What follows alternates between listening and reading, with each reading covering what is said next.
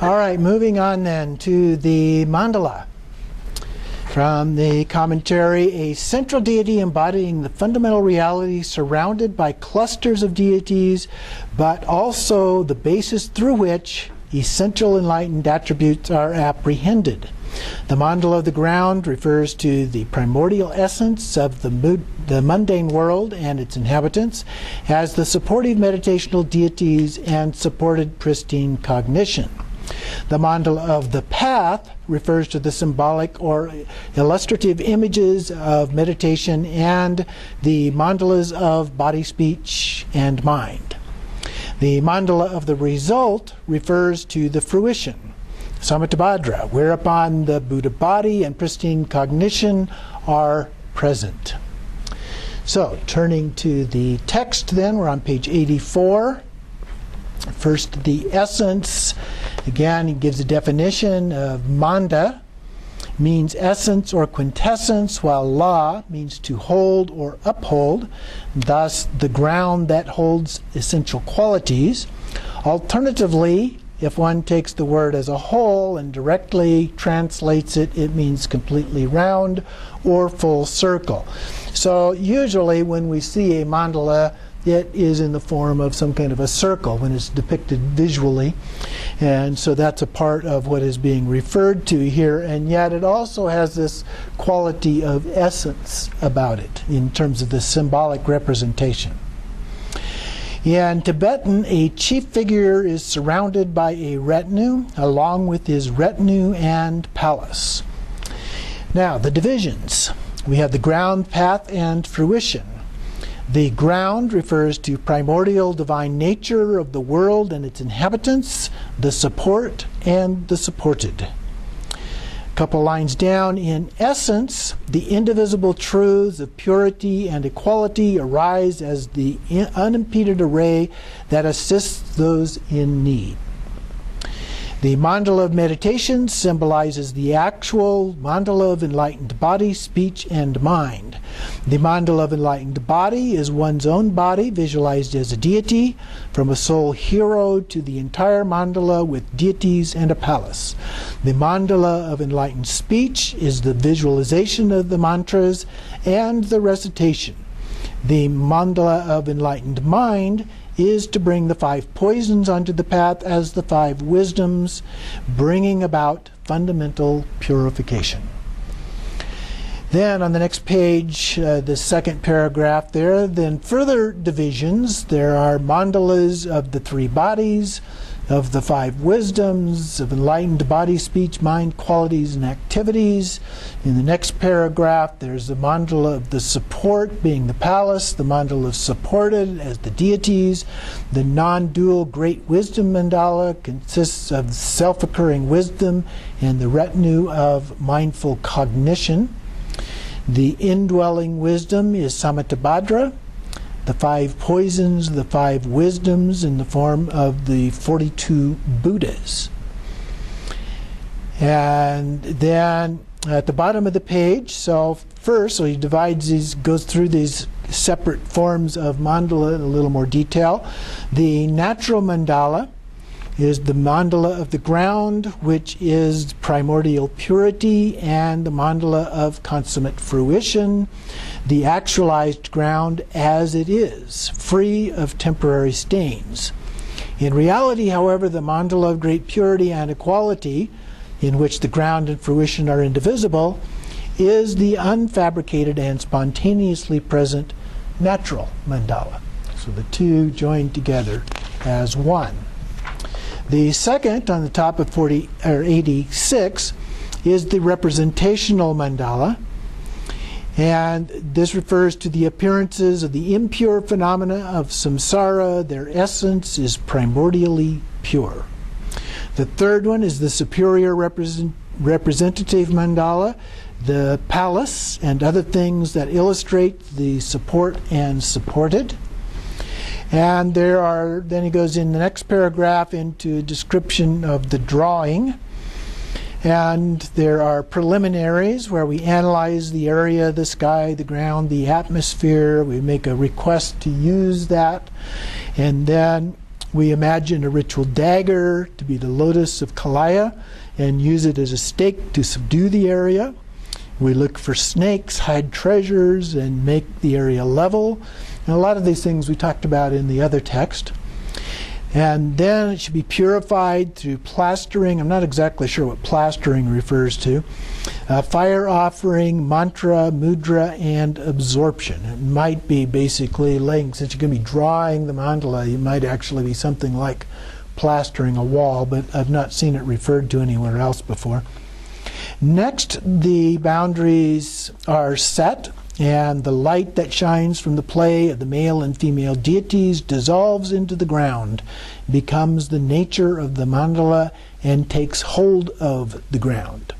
And then for the main part of the practice, we assemble the kalaya for blessing, along with the threads and colored powder, and then encircling the area with a qualified companion, we demark the areas with threads, applying the colors, the arrangement of symbols, we perform the consecration, make various offerings, and conclude with a fire offering, which Longchenpa made quite a bit of display about, went into quite a bit of detail about the fire offerings. And then the fourth one in the next paragraph is the mandala of meditative absorption. This takes the natural mandala as one's object of meditation, referring to the indivisibility of all phenomena. The fifth is the mandala of the superior meditative absorption, meditating by attaining clear appearance in the thoroughly complete and distinct forms of the support and supported elements. And then we progress through the preliminaries, the main part, and conclusion as outlined in the practice manual.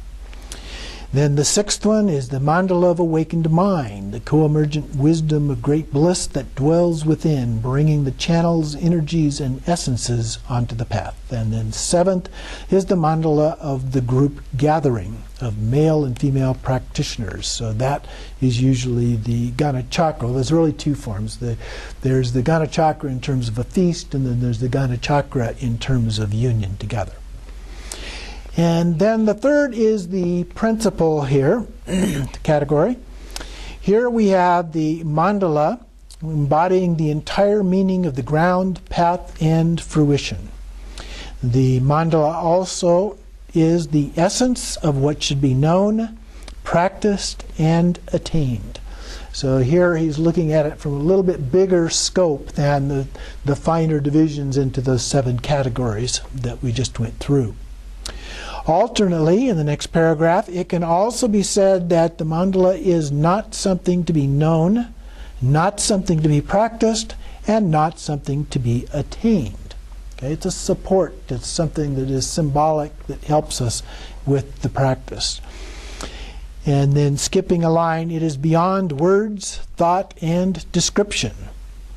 Skipping another line, as it is primordially present, there is no need to practice it.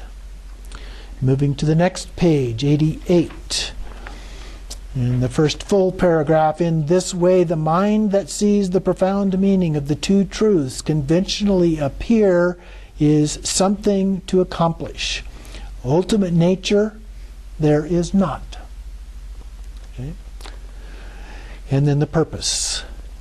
The Dharma kingdom, the primary cause is the Dharma king, Samantabhadra. All paths of mantra appear based on this. This mandala should be known through the view and established as the basis for meditation practice. Even the conduct should not depart from it. So that gives a good overview of that topic. Next we look at the topic of the empowerment. So this is the initial dissipation of stains covering the body, speech, and mind, which facilitates the conferral of mature, pristine cognition. Then there are different empowerments. Traditionally there are 4 empowerments. Some practices have more, including Guhyagarbha. But the vase empowerment purifies the subtle body and its energy channels into the Buddha body of emanation body. The secret empowerment purifies the subtle speech and its vital energy into the Buddha body of perfect resource. The empowerment of discriminating pristine cognition, which is the wisdom empowerment, purifies the subtle mind and its point of seminal energy into the Buddha body of reality. And the empowerment of word purifies these three in equal proportion into the Buddha body of essentiality. So those go through the Nirmanakaya, Sambhogakaya, Dharmakaya, and Swabhavakakaya as a part of that. According to Mahayoga in particular, there are three categories of empowerment: beneficence, ability, and profundity.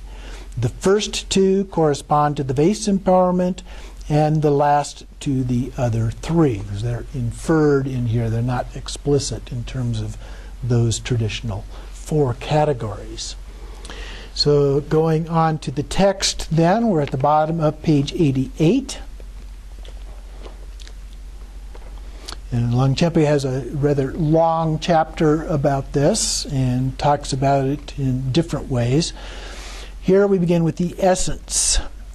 The abhishinka is the word related here, and it means, abhi means manifest, chinka means to scatter or to pour. So empowerment washes or scatters the stains and establishes or pours an extraordinary capacity into the disciple's being. So we become a pure vessel, and we become blessed with the empowerment from the Lama in order to do these practices. The second part of the divisions, and here he talks about the four empowerments. So these allow one to train in the four paths and attain the four bodies. So the first one is the vase empowerment, which purifies the body and channels into the emanation body, or Nirmanakaya. The secret empowerment purifies the speech and energies into the enjoyment body, or Sambhogakaya. The wisdom knowledge empowerment purifies the mind and essences into the Dharma body, or Dharmakaya. And the word empowerment purifies the combination of body, speech, and mind into the essence body, or Swabhavakakaya. Then down below the quote, starting at the end of the second line, this Tantra teaches three empowerments: the beneficial empowerments, the potent empowerments, and the profound empowerment. So he's using a little different terminology than was in our commentary. The profound empowerments can also be contained under the potent empowerments. In this case, there's only two classifications. Alternatively, if one divides the profound empowerments into three, there are five in total. The first of these five plants the seeds, the second ripens the capacity, the third produces experience, the fourth brings stability, and the fifth perfects this stability. So then the vase empowerment is divided, both the beneficial empowerments and potent empowerments. So then there are 10 peaceful beneficial empowerments. The wrathful empowerments are known to have 28 divisions. And this does not enable one, though, to immediately engage in the activities. So it's more of a preparatory set of empowerments, if you will.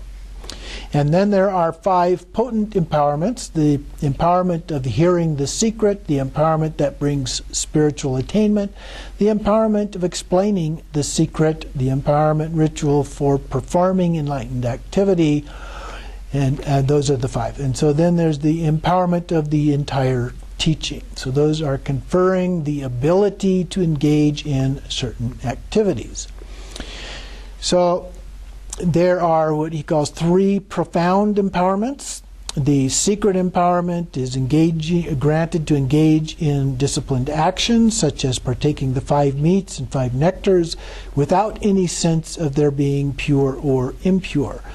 The wisdom knowledge empowerment is bestowed upon those engaged in the disciplined action of the consort, and the 4th empowerment is bestowed upon those who practice the disciplined action of the equality of all phenomena, which would be the Dzogchen part of this. Now, what is actually empowered with those 4 empowerments actually varies a little bit from one lineage to another, so they're not always exactly the same. So this tends to be a very Nyingma approach to this. And then the principle at the bottom associated with this, the empowerment is the entry point for the practice of mantra. The empowerment produces the ground mandala that dwells primordially within oneself.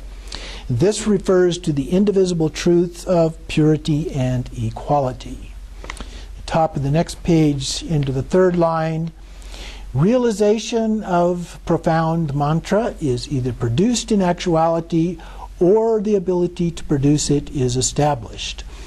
The resembling cause is going through different types of causes here, or two types of causes. The resembling cause is the great bliss of purity and equality, the reality that indivisibly pervades the disciple's channels, energies, essences, and mind. The concurrent causes, the other category, are certain substances, such as the vase in the first empowerment, the bodhicitta substance of the master and consort in the second empowerment, the substance of the wisdom consort in the third empowerment, and the substance of symbols and expressions in the fourth empowerment. So then, the four conditions. The causal condition is devoted to a knowledgeable student who is a suitable recipient for the bestowal of empowerment. The ruling condition is a genuine master, and the observed condition consists of substances, mantras, and absorptions of a variety of extraordinary potency, and the immediate condition consists of the preceding empowerments and rituals.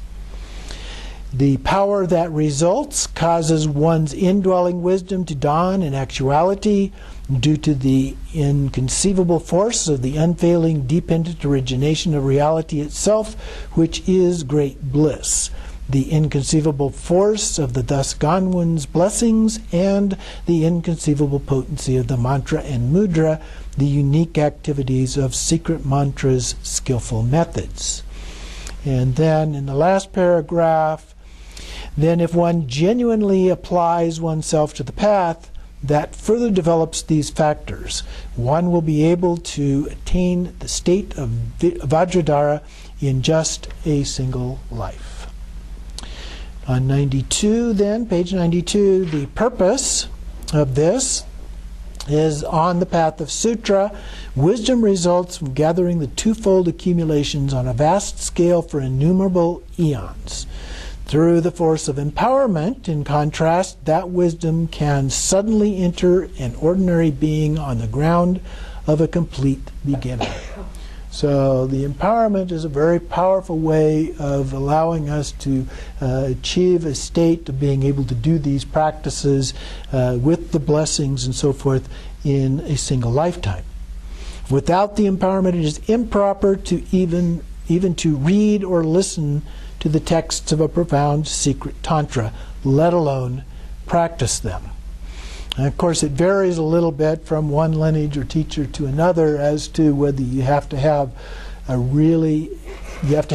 the specific empowerment for that particular deity from that particular lineage, which is kind of the most extreme form, to those who allow any empowerment from any lineage to apply, to those who allow any highest yoga tantra empowerment to apply. So that's kind of the spectrum of possibilities depending on the particular lineage and so forth. At the very bottom of the page, on the other hand, if one receives empowerment, the situation is just the opposite. One can properly engage in all the paths and spiritual attainments of secret mantra. And then skipping down to the paragraph beginning with "in short," empowerment is the sole initial gateway to all the paths of the Vajra vehicle.